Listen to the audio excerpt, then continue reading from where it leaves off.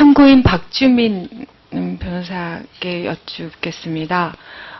지금 앞에서 다른 참고인 교수님께서 이렇게 저렇게 얘기 많이 잘 해주셨습니다. 그런데 저는 궁금한 것이 실제로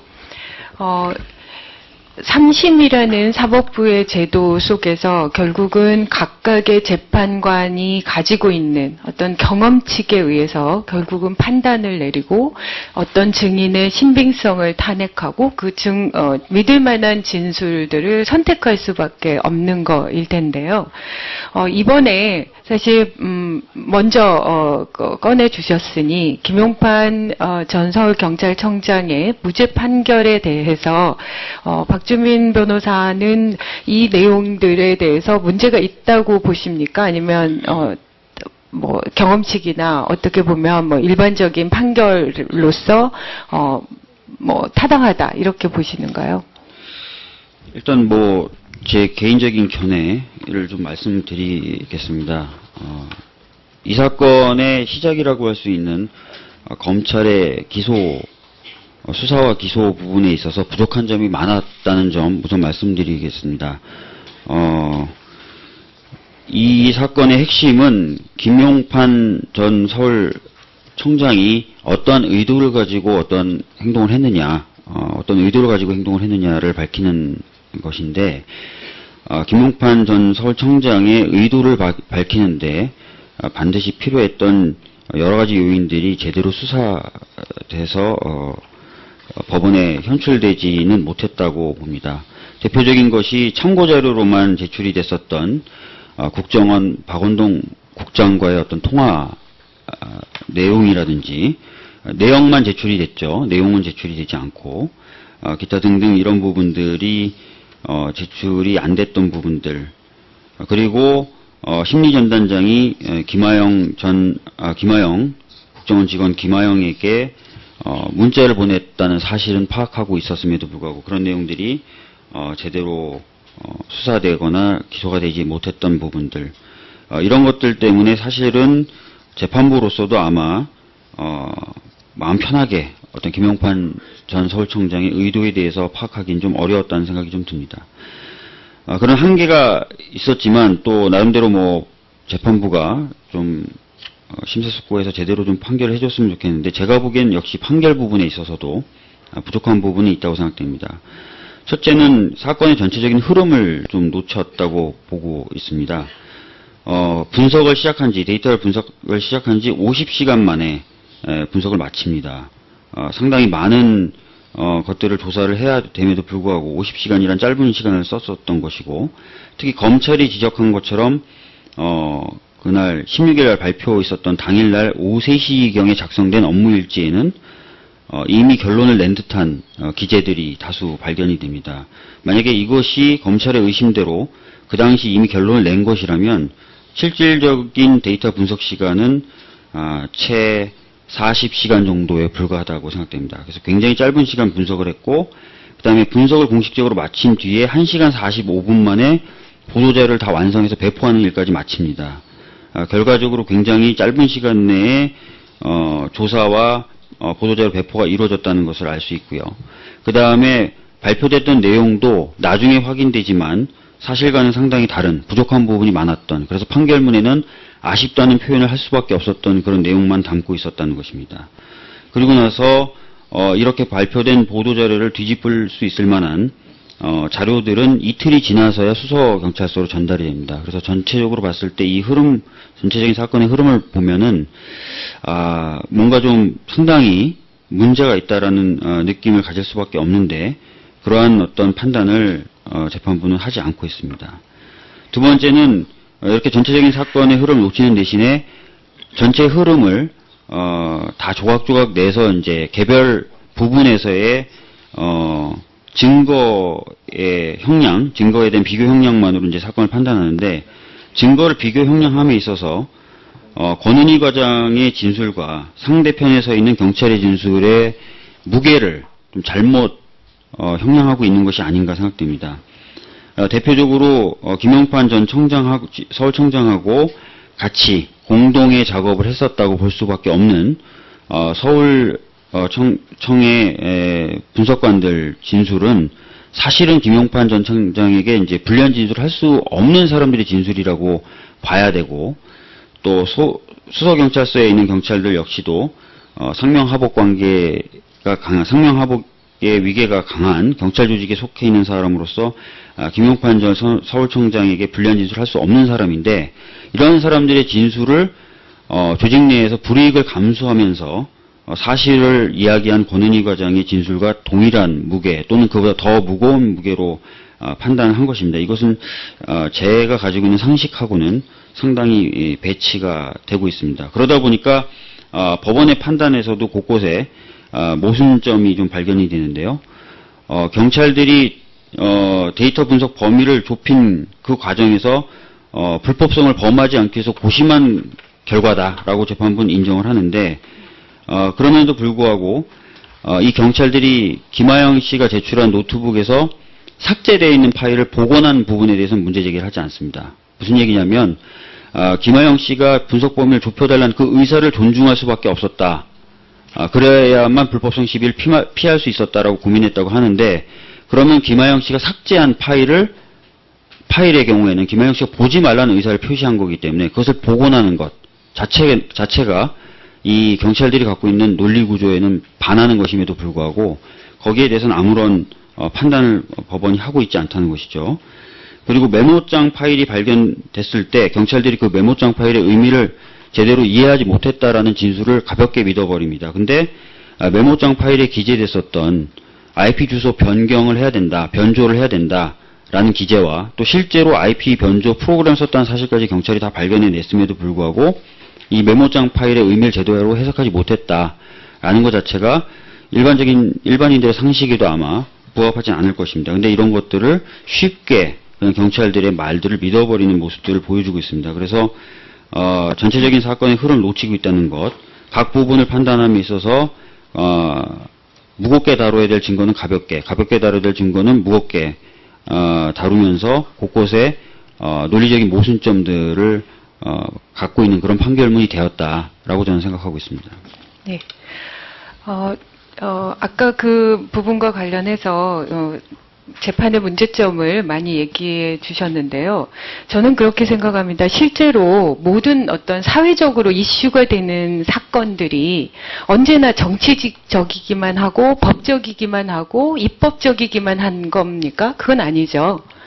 그러니까 이 사건 같은 경우도 결국은 처음부터 2012년 12월 11일부터 발생한 결국은 국정원의 불법 대선 개입 사건의 전체적인 진행 상황 과정 속에서 불거진 하나의 재판일 뿐이지 그것이 처음부터 법적인 사건이었고 사법부의 재판일 뿐이었다라고 볼 수는 없는 것 아닌가요?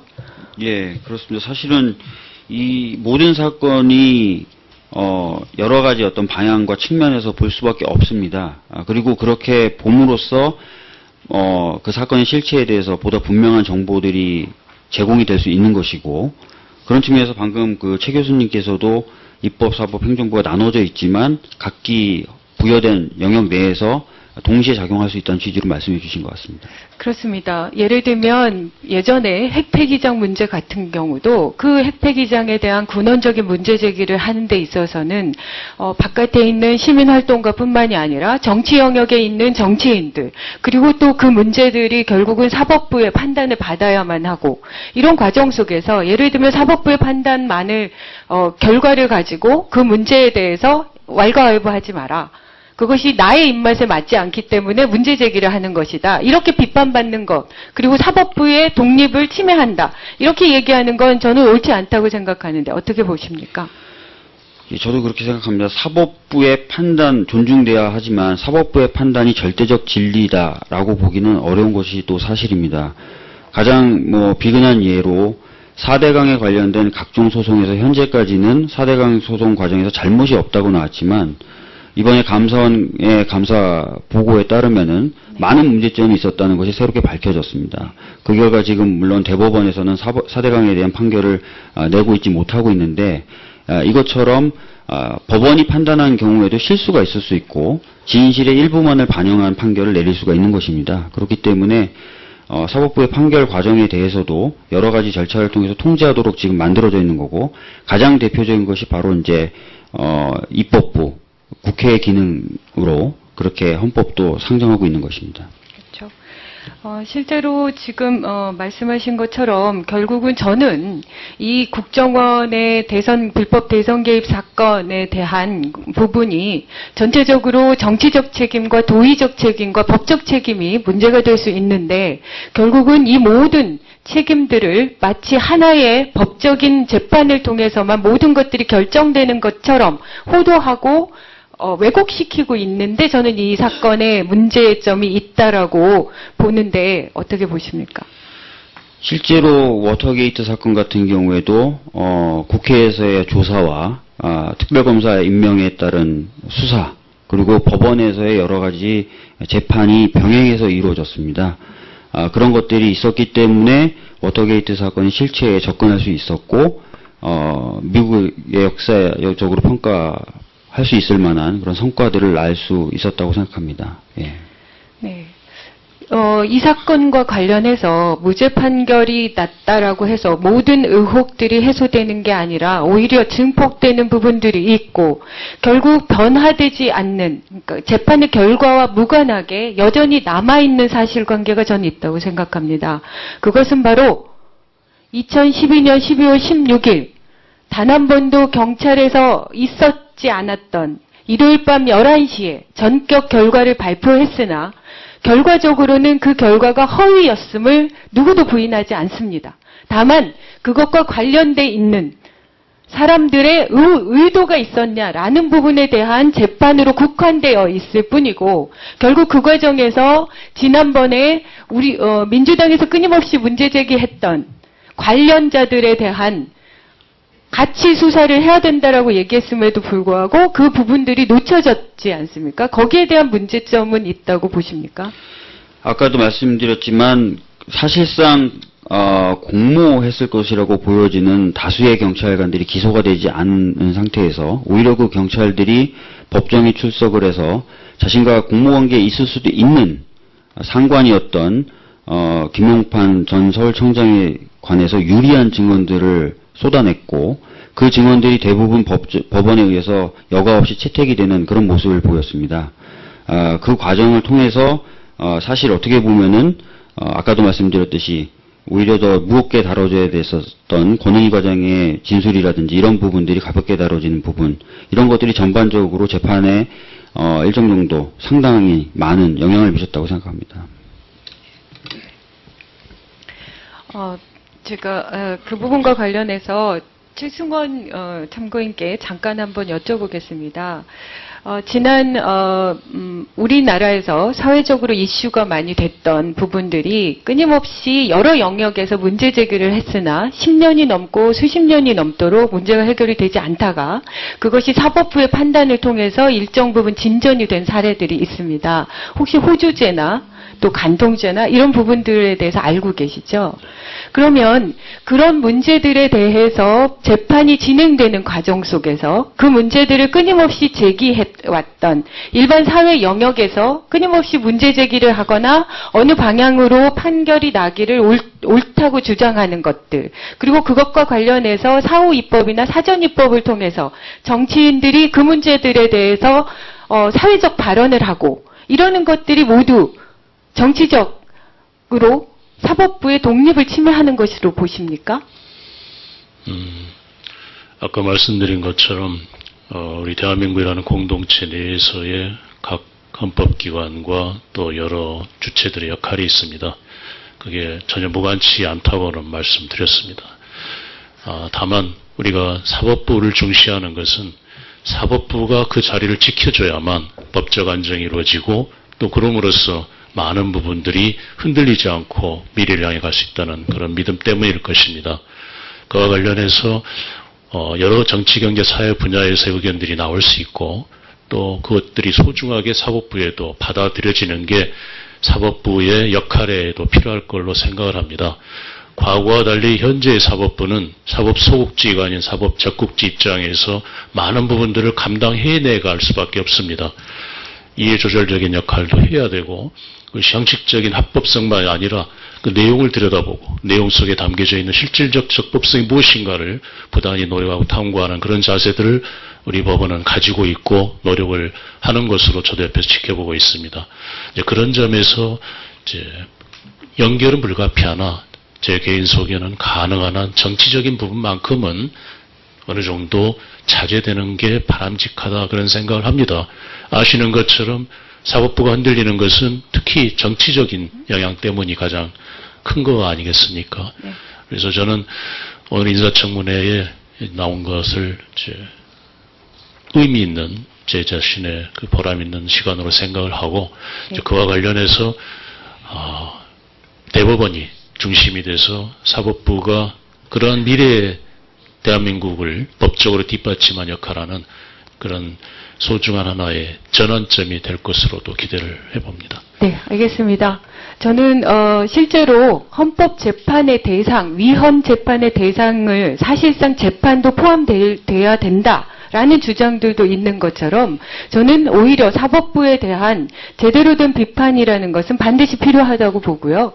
아까 말씀드린 것처럼 사회적 이슈가 되는, 그래서 뭔가 사회가 새로운 다양성과 제도적 변화를 이끌어내는 데 있어서는 모든 영역들이 총동원되는 사례들이 얼마든지 있고요. 저는 바로 이 사건이야말로 우리나라의 공평이나 정의라는 것이 형식적인 용어로만 거론되지 않고 그것의 실체 내용을 담아내기 위해서 사회적 변화를 위해서라도 반드시 제대로 검증이 돼야 된다라고 봅니다. 그렇기 때문에 특검의 논의나 또 이미 이루어진 1심 판결에 대한 여러 가지 문제 제기 반드시 필요하다고 봅니다. 박주민 참고인께 여쭤보겠습니다. 실제로 지금 다른 의원님들도 지난번 자리에서 거론이 됐지만 공익 제보자에 대한 우리나라 판결의 태도나 이런 부분들에 대해서 저는 좀 문제가 있다라고 보는데요. 이번에도 이번 사건과 매우 다르지만 실제로 민간인 불법 사찰 사건에 관련해서 장진수 전 공직윤리지원관실 그 주무관이 결국 청와대 지시로 증거를 인멸했다라고 폭로를 했지만 결국 그분도 처벌돼서 대법원에서 유죄 판결이 확정이 됐습니다. 예. 하지만 국정원의 그 수많은 대북 심리 전단 직원들은 본인들의 국정원장과 그 차장들 결국 세 사람이 여전히 피고인으로 재판을 받고 있지만 윗선의 지시에 의해서 이루어졌다라고 해서 결국 조사조차 받지 않고 있는데요. 이 부분에 대해서 어떻게 생각하십니까? 사실 요즘에 최근 들어서 행정부가 굉장히 비대해졌다고 평가를 받고 있습니다. 전 세계적인 추세입니다. 그러다 보니까 의회가 행정부를 올곧이 통제하는 것이 점점 어려워지고 있는 상황이고요. 그래서 전 세계적으로 새롭게 부각되고 있고 널리 사용되고 있는 방법이 내부 고발자에 대한 보호를 통해서 행정부를 통제하는 것입니다. 그래서 사실은 내부 고발자에 대한 제도 자체가 좀 확충돼야 될 필요가 있는데 그 전에라도 내부 고발자들의 대한 사법 처리 시도가 있을 경우에 좀 그런 특별한 사정들이나 이런 것들을 고려를 사법부가 해줌으로써 간접적으로 내부 고발자들을 보호해줄 필요가 있습니다. 대표적으로 이제 방금 말씀하셨던 장진수 전 주무관 같은 경우에 양형 판단에서라도 장진수 전 주무관의 폭로에 의해서 검찰 수사가 다시 재개되면서 부족하나마 청와대 개입 여부가 어느 정도 밝혀졌다면 그런 부분에 대해서 좀 참작을 해서 양형 부분에서라도 좀 고려를 해준다든지 하는 노력이 있어야 됐을 것 같고 이번 사건의 경우에는 권은희 과장 같은 경우에 사실은 불이익을 각오하고 내부 고발을 한 것인데 그랬을 경우에 적어도 그러면 권은희 과장의 진술의 무게를 다른 침묵하는 다수의 경찰관들보다는 좀 무겁게 두면서 판단해주는 그런 사법 운영의 묘가 필요한데 전혀 그런 태도를 보이지 않고 있다는 것입니다. 그래서 부족한 내부 고발자 보호 제도에 덧붙여서 사법부의 이런 태도가 당분간은 우리나라에서 내부 고발자를 보호한다든지 하는 것들에 큰 어려움을 초래하지 않을까 생각하고 있습니다. 네, 진선미 의원님 수고하셨습니다. 자, 여야 교대로 진행하기 위해서 이번에는 새누리당 김진태 의원님 질의해 주십시오.